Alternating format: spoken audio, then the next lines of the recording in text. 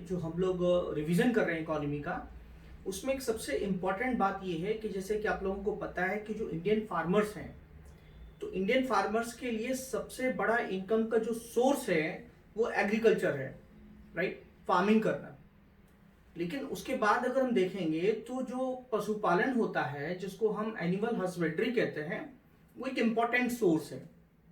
तो हमें इस डायरेक्शन में सोचना ये है कि हमारी जो गवर्नमेंट है वो ये 2022 तक का जो टारगेट रखा है कि किसानों की इनकम डबल करनी है, तो उसके लिए कुछ और सोर्सेज भी होनी चाहिए खेती के अलावा। कि अगर उनको फार्मिंग में कुछ नुकसान होता है, खेती में कुछ नुकसान होता है, तो कुछ और भी जरिए हों, कुछ और भी एलाइड एक्टिविटीज हों जिससे वो उसको कॉम्पनसेट कर सके, उसकी पूर्ति कर सके। तो इसके लिए लाइव स्टॉक बहुत इंपॉर्टेंट है, जिसको हम पशुधन कहते हैं। तो पशुधन के लिए हमने पहले लेक्चर में आपको बताया था, लेकिन यहाँ पे मैं आपसे ये कहना चाहता हूँ, इंपॉर्टेंट बात ये है कि सरकार इस डायरेक्शन में क्या कर रही है, क्योंकि ये पशुधन हमारे लाइवलीहुड, जीविका चलाने के लिए किसानों के लिए तो इम्पोर्टेंट है ही है, हमारी इंडियन इकोनॉमी में भी ये वाइटल रोल प्ले करता है। अब सवाल ये उठता है कि सरकार जो है, गवर्नमेंट जो है, इस डायरेक्शन में क्या कर रही है। तो आपको बताना चाहता हूं कि राष्ट्रीय गोकुल मिशन, जो कि आपके एग्जाम के लिए काफी इंपॉर्टेंट है, ये राष्ट्रीय जो गोकुल मिशन है ये 2000 कह सकते हैं दिसंबर 2014 में इसको चलाया गया। राष्ट्रीय गोकुल मिशन दिसंबर 2014 में चलाया गया। ये किस लिए चलाया गया है, ये मिशन क्या है, ये मिशन क्या किस ऑब्जेक्ट के लिए लाया गया है, तो ये लाया गया है जो for development and conservation of indigenous bovine breeds, मतलब जो स्वदेशी नस्लें हैं उनको बढ़ावा देना है, इसके लिए लाया गया है। ठीक है, ब्रीड डेवलपमेंट, नस्लों के विकास के लिए।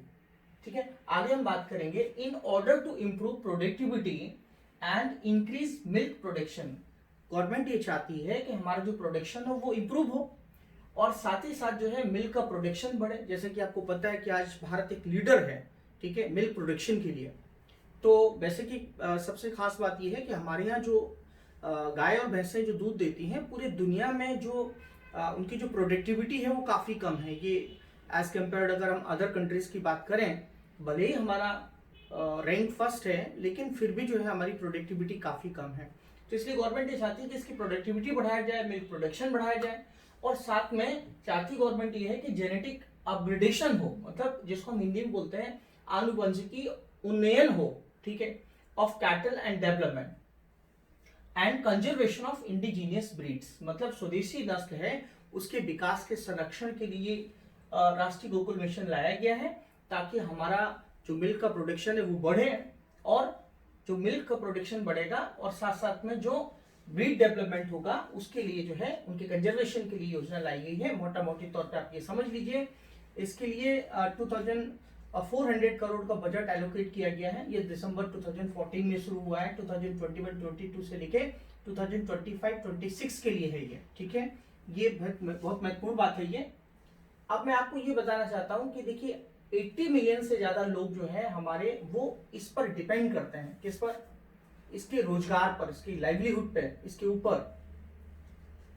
यहाँ राष्ट्रीय गोकुल जो ग्राम मिशन है, राइट, राष्ट्रीय गोकुल जो ग्राम मिशन है, मैं आपको फिर से बताना चाहता हूँ ये किसके लिए है। To promote indigenous cattle rearing and conservation in a scientific manner. अब हाल ही में एक सबसे खास और इम्पोर्टेंट बात यह है कि सरकार ने कौन कौन सी चीजें इसके सपोर्टिंग के लिए लाई हैं। तो वैसे बहुत सारी चीजें ऐसी हैं, बहुत सारी योजनाएं ऐसी जिनको मैं आपको बताना चाहता हूँ, बट मैंने एग्जाम के पॉइंट ऑफ व्यू से सोचा कि गवर्नमेंट ने क्या क्या किया है, तो आपको बताना चाहता हूँ कि सरकार ने इस चीज के लिए एक पुरस्कार रखा हुआ है, जिसे हम बोलते हैं गोपाल रत्न अवार्ड 2021, राइट। मतलब 2021 का मतलब इस साल किसको मिला वो अलग बात है, बट गोपाल रत्न जो पुरस्कार है उसकी घोषणा की जाती है इसके लिए जो इंपॉर्टेंट कंट्रीब्यूशन जिनका रहता है उनको ये पुरस्कार दिया जाता है। उसके बाद गवर्नमेंट ई गोपाला पोर्टल भी लेके आई है। ई गोपाला जो पोर्टल है वो किस लिए लेके आई है, वो लाई है मैनेजिंग लाइव स्टॉक के लिए, मतलब जो पशुधन है उसके प्रबंधन के लिए।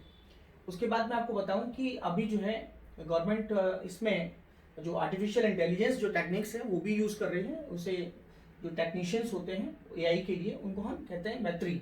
तो आपको ये ध्यान में रखना है। उसके बाद किसान जो क्रेडिट कार्ड है वो भी, किसान क्रेडिट कार्ड पहले फार्मर्स को दिया जाता था, लेकिन अभी जो है ये एनिमल हस्बेंड्री को भी एक्सटेंड किया गया है, मतलब पशुपालन के लिए भी इसको एक्सटेंड किया गया है। ऐसे किसान जो पशुपालन करते हैं उनको भी किसान क्रेडिट कार्ड दिया जाता है। ये 2018-19 से इसको एक्सटेंड किया गया है। एक छोटी सी बात आपको समझाना चाहता हूँ, A1 मिल्क और A2 मिल्क क्या होता है। तो A2 मिल्क जो है वो काफी हेल्थ के लिए हेल्थ बेनिफिट ज्यादा होते हैं। तो A1 मिल्क एक नॉर्मल दूध है, लेकिन A2 जो है वो ज्यादा हेल्थ बेनिफिट्स हैं उसमें ओवरऑल। तो A2 मिल्क महंगा मिलता है, कॉस्टली मिलता है, ये आपको ध्यान में रखना है, ठीक है। अब मैं आपको बताना चाहता हूं कि अभी हाल में ही जो है गवर्नमेंट ने एक इनिशिएटिव स्टार्ट किया है, कल की न्यूज है, वन हेल्थ इंडिया प्रोग्राम। ये पायलट प्रोजेक्ट स्टार्ट किया गया यूके में, उत्तराखंड में। ये किसके लिए है? लाइव स्टॉक हेल्थ के लिए, ह्यूमन हेल्थ के लिए, और वाइल्ड लाइफ हेल्थ के लिए, और इन्वायरमेंट हेल्थ के लिए। तो मैं आपको बताना चाहता हूँ one health India programme pilot project है उत्तराखंड। एनिमल्स के लिए और क्या क्या सरकार के द्वारा किया गया, तो मैं आपको बताना चाहता हूँ कि ये 1962 में ये एनिमल जो welfare board of India establish किया गया था। मैं फिर से बताना चाहता हूँ, ऐसे क्वेश्चन यूपीएससी प्रीलिम्स से पूछे जाते हैं। Animal welfare board of India ये 1962 में स्टार्ट किया गया था। ये इसका उद्देश्य ये है एनिमल वेलफेयर, इसका नाम ही है, देखो एनिमल वेलफेयर, ठीक है। जो पशु हैं उनके वेलफेयर के लिए, उनके कल्याण के लिए एक बोर्ड है, इसका एस्टैब्लिशमेंट 1962 में किया गया है, 62 में किया गया है। और ये क्या काम करता है? ये काम करता है उनके संरक्षण के लिए, उनके विकास के लिए, उनके संरक्षण के लिए, उनकी देखरेख के लिए, उनके कंजर्वेशन के लिए। यहाँ पे जो एक एक्ट है, ये एक्ट आपको जानना चाहिए, prevention of cruelty to animal act 1960। जो पशु हैं उनका क्रूरता अधिनियम 1960, मतलब पशुओं के साथ कोई जो है अत्याचार ना हो, उन्हें कोई परेशान न करे, राइट, उनके साथ, तो उनके संरक्षण के लिए, राइट, उनके प्रोटेक्शन के लिए कानून बनाया गया है, prevention of cruelty to animals act 1960। आपको पता होना चाहिए इसका जो हेडक्वार्टर है वो बल्लभगढ़ हरियाणा में है। तो ये सारी जो बातें हैं जो कि आपके लिए काफी इंपॉर्टेंट थी, मैंने बहुत ही एट ए ग्लांस में कंसाइज फॉर्मेट में आपको समझा दी हैं। आप इसके नोट्स बना लें और अगले सीरीज में हम फिर मिलते हैं। थैंक यू, धन्यवाद।